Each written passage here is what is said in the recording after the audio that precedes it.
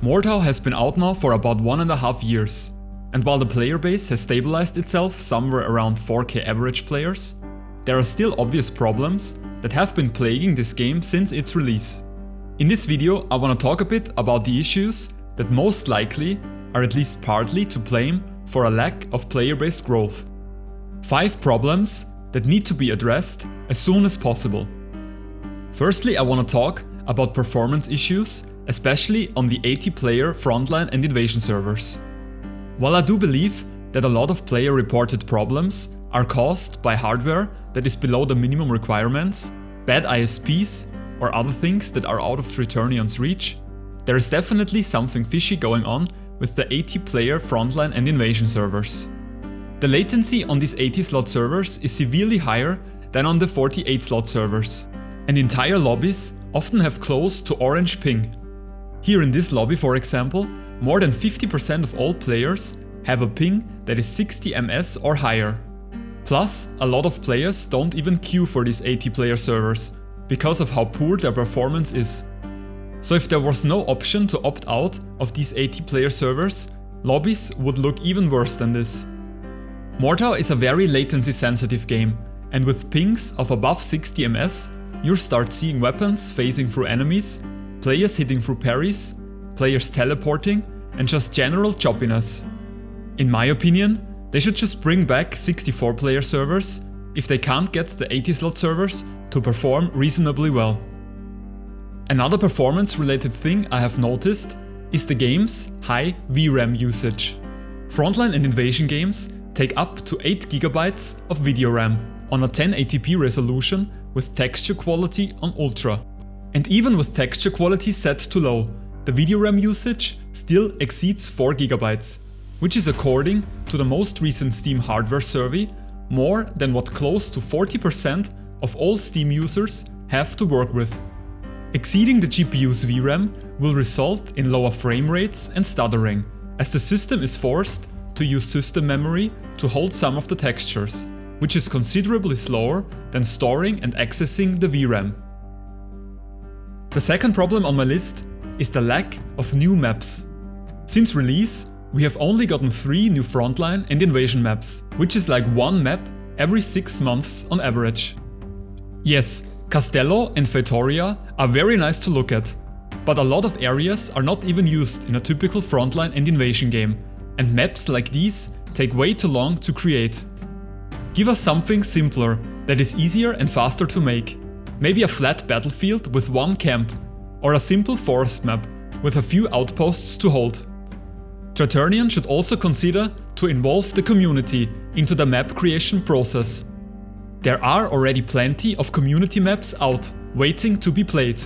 Why not get in touch with these map creators, make guidelines and standards, and put the best of them on official servers in a community map rotation? Mordhau definitely needs more maps faster.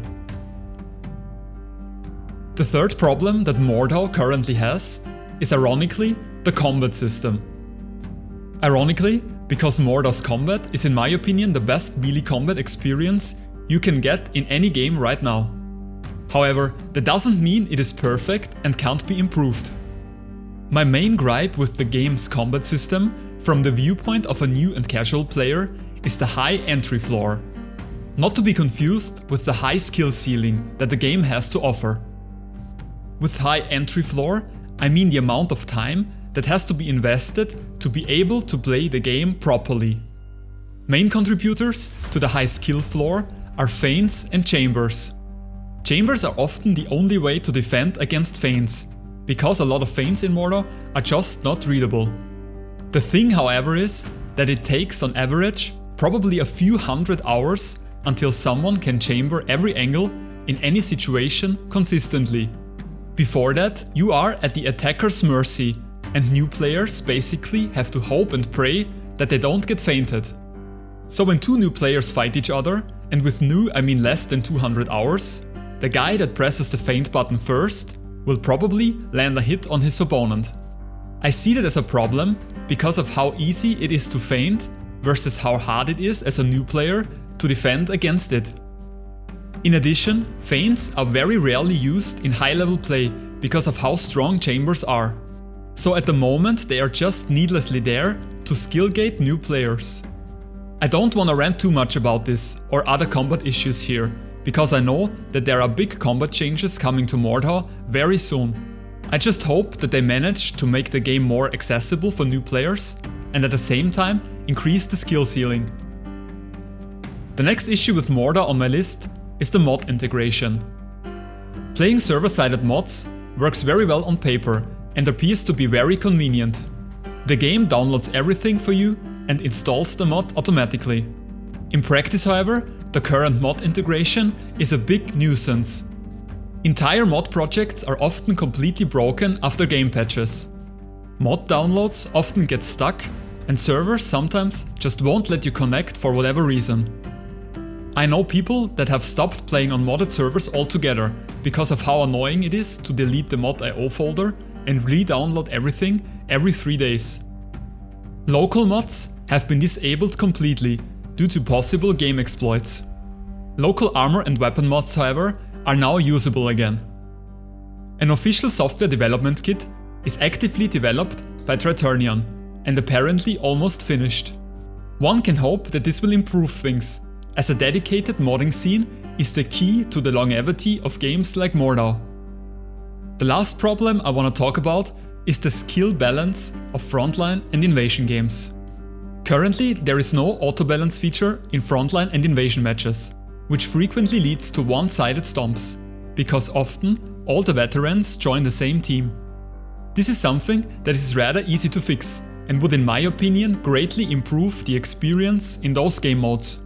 In fact, Marox, Mordhau's lead developer, recently confirmed that there is an auto balance feature in the works.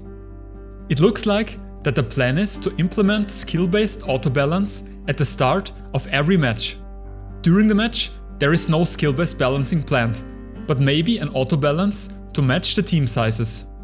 I definitely agree that soft incentives like double the gold or XP for switching teams would work very well here. Players should always be asked, however, if they wanna switch teams.